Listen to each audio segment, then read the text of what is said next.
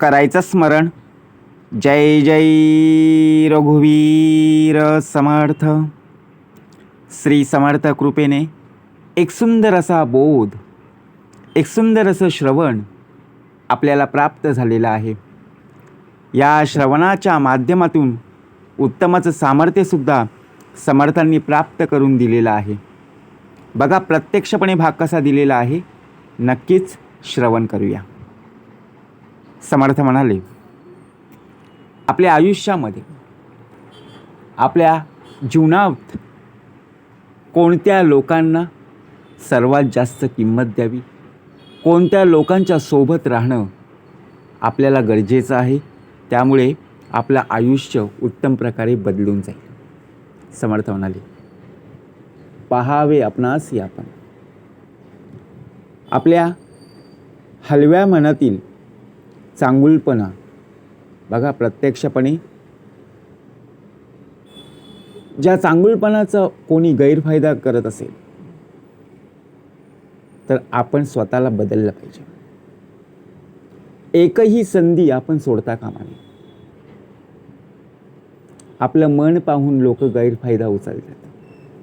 आपण शांत स्वभावाचं पाहून लोक आपल्याला बोलत असतात. परंतु आपण त्याच लोकांना किंमत देतो जी लोक आपल्याला विचारणारी नसतात.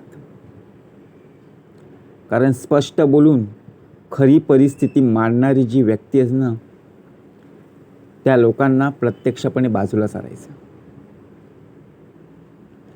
कारण ती स्पष्टपणे बोलणारी आहे, परंतु खरी परिस्थिती मांडत नाही. वास्तवात खरी परिस्थिती जी काय आहे ना, तिचं सविस्तर वर्णन आपल्याला करून दाखवता आलं पाहिजे. कारण लोक दिशाभूल करतायत, बरोबर की नाही? लोक फसवत आहेत, परंतु आपण फसून जायचं नाही. कारण आपण विचार करायचो, अरे हा तर माझा मित्र होता, परंतु मित्रानेच मला धोका दिला. ही तर माझी मैत्रीण होती, मैत्रिणीनेच धोका दिला. मग मनुष्य वाईट आहे का? विचार करा. मनुष्य वाईट नाही आहे. मनुष्यातील आतील कर्म त्याला भाग पाडतायत, बरोबर की नाही? म्हणून नात्यांच्या दरवाजावर अधूनमधून टकटक करायला, बरोबर की नाही? ज्यावेळी आपण जातो, आपण कधीही कोणाच्या घरी जात नाही, परंतु दरवाजावर टकटक वाजवायला तरी जात जा. एकदा तरी भेट झाली नाही तरी निदान एकमेकांबद्दलची जाणीव तरी शाबूत राहते. आपण फक्त काय विचार करतो, ती व्यक्ती आमच्या दारी आली पाहिजे, ती व्यक्ती आमच्या घरी आली पाहिजे, तरच आम्ही जाऊ. आपण असा अट्टहास धरून बसतो. परंतु आपण सुद्धा अधूनमधून गेलं पाहिजे. लोकांचा स्वभाव कसा वाईट असो किंवा चांगला असो, परंतु तिथे मात्र आपण शांतपणे ऐकलं पाहिजे. कारण कोणत्या लोकांसोबत आपण राहिलो, कोणत्या लोकांचे विचार जर आपण ऐकले, तर आपला देह उत्तम प्रकारे बनेल. कारण आयुष्य एकदाच मिळतं.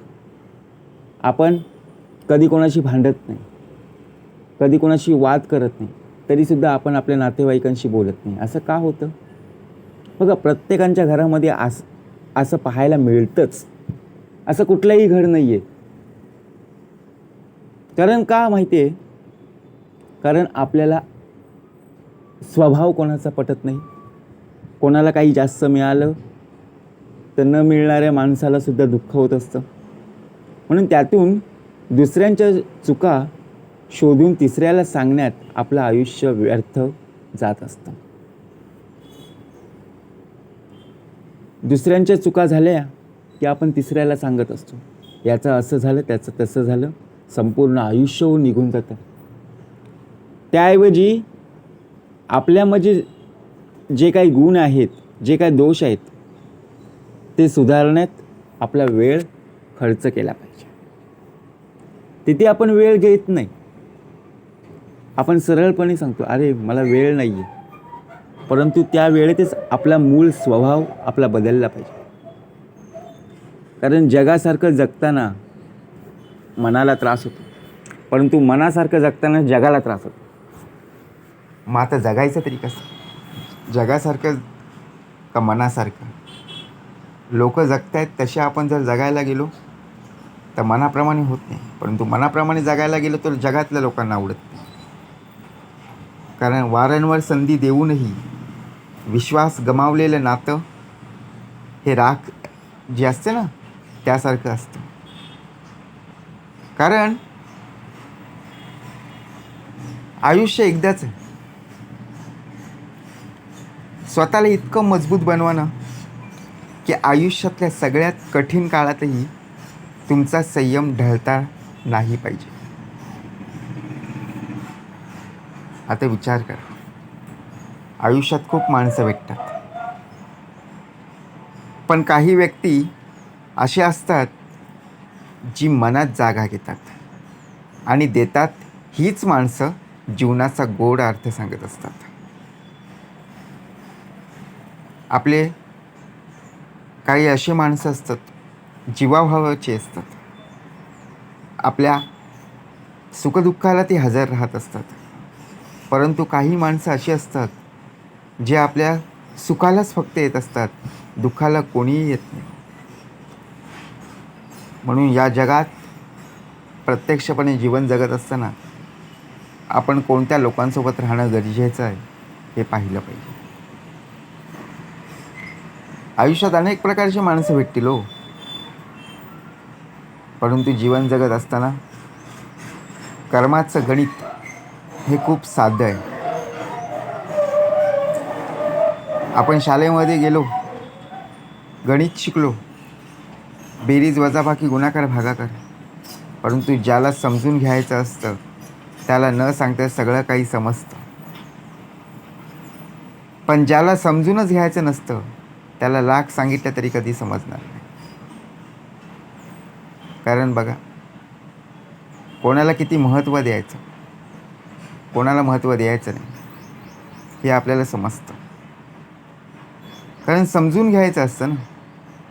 न सांगता तरी ती व्यक्ती समजली जाते, परंतु ज्याला एवढं समजावून सांगायचं तरीसुद्धा ती व्यक्ती समजून घेत नाही. असं का? कारण डोक्याच्या वरून जात असतं. भाग समर्थांनी कसा दिलेला आहे? हसल्यानं आयुष्य वाढतं, तर हसवल्यानं आयुष्याचं महत्त्व वाढत असतं. आपण आपलंच फक्त विचार करत असतो, आपण हसत असतो. हसल्याने आयुष्य वाढतं का हो? बघा, परंतु समोरच्याला हसवायचं. समोरच्याच्या आयुष्यात बघा, प्रत्यक्ष ज्याप्रमाणे आपण विचार केला की आपणच फक्त हसत आहोत, समोरची व्यक्तीसुद्धा आपल्यासोबत हसली पाहिजे. तिच्या वाटेला का म्हणून आपण दुःख आणायचं? वाटेला येईल ते शिकून घ्यायचं आणि जमेल तसं शहाणं व्हायचं. प्रत्येकाला आपलं मानायचं, पण 4 हात लांब राहायचं, तरच तू जीवनात सुखी. या जगात असा कोणताच व्यक्ती नाही आहे की ज्याला दुःख नाही, पण ती व्यक्ती ते दुःख विसरून आनंदाने जीवन जगत आहे. तोच खरं आयुष्य.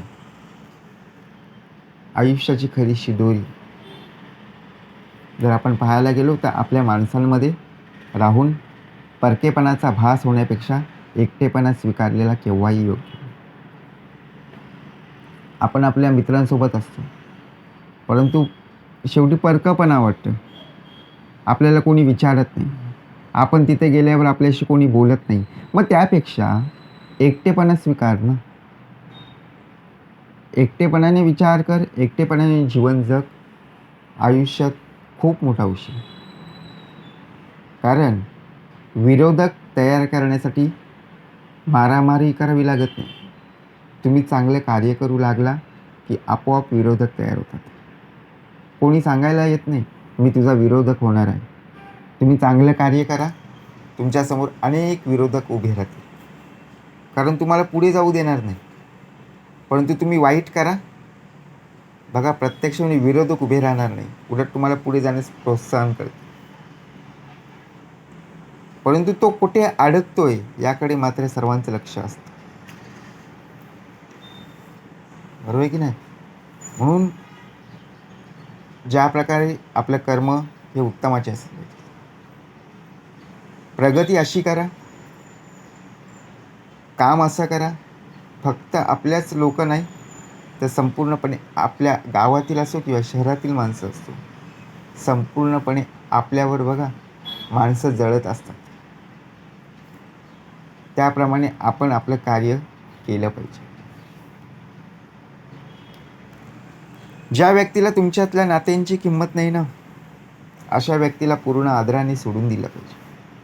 विश्वास ठेवा, तिथे तुमची इज्जत कायम राहील आणि एक दिवस त्या व्यक्तीला तुमचं त्यांच्या आयुष्यात नसण्याची कमतरताही सुद्धा जाणवेल. नात्यांची किंमत केव्हा असते?